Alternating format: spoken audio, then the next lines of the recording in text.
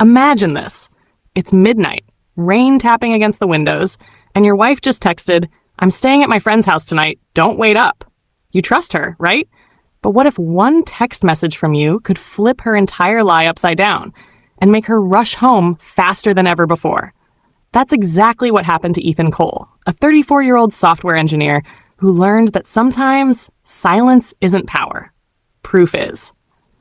Ethan had been married to Rachel, a marketing consultant, for 6 years. She was charming, funny, and had this way of convincing anyone that she was the most loyal woman alive. But in recent months, she'd changed, distant during dinners, glued to her phone, and suddenly working a lot of late nights.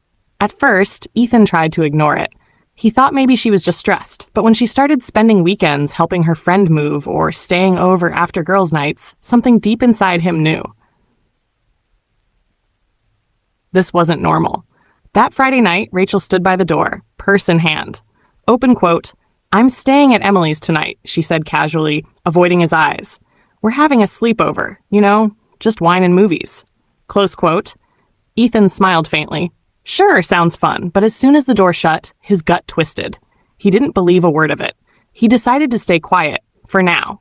He turned off the lights, sat on the couch, and opened his laptop. Ethan was calm, methodical, and when something didn't make sense, he didn't argue. He investigated. He checked the shared phone location app they'd used before. Rachel's location was turned off. Interesting. So he called Emily. Open quote, "Hey, Ethan, what's up?" Emily said cheerfully, "Hey, is Rachel there yet?" Rachel? No, she said she wasn't coming tonight. She had work, I think. I know, close quote. Ethan's heart went cold. That was all the confirmation he needed. He didn't explode. He didn't drive anywhere. He just smiled to himself, leaned back, and whispered, "All right, Rachel, let's play." He opened his phone and typed a single message. Open quote, Ethan. "Hey, someone just knocked on the door asking for you. He said he's from your office. Name's Mark. Said it's urgent." Close quote. He hit send. Within 30 seconds, Rachel's typing bubble appeared. Then came the reply. Open quote. "Mark? Wait, don't talk to him. I'm coming home." Close quote. He just sat there, sipping his coffee. Exactly 25 minutes later, headlights appeared in the driveway. Rachel rushed in, drenched from the rain, eyes wild. Open quote. "Where is he?" she demanded. Ethan looked up slowly. "Who? Mark? You said he was here." He smiled faintly. "Funny, you said you were at Emily's." Close quote.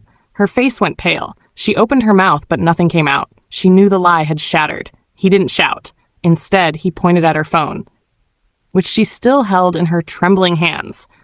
"Why don't you call Mark? Maybe he can explain." Rachel froze. Her silence was louder than any confession. Ethan sighed, stood up, and walked toward the bedroom. "You can stay here tonight," he said calmly. "Tomorrow, I'll have your things packed. And don't worry, I won't say anything to your family. You can tell them whatever story you want." She followed him, tears starting to fall. "Ethan, please. It's not what you think." He turned around, his eyes sharp and steady. "You're right. It's exactly what I know. You lied, repeatedly, and I'm done pretending I don't see it." That night, Rachel slept in the guest room. Ethan barely closed his eyes, not because of heartbreak, but because of peace. The next morning, she tried again. "Can we talk?" she said softly over breakfast. Ethan nodded.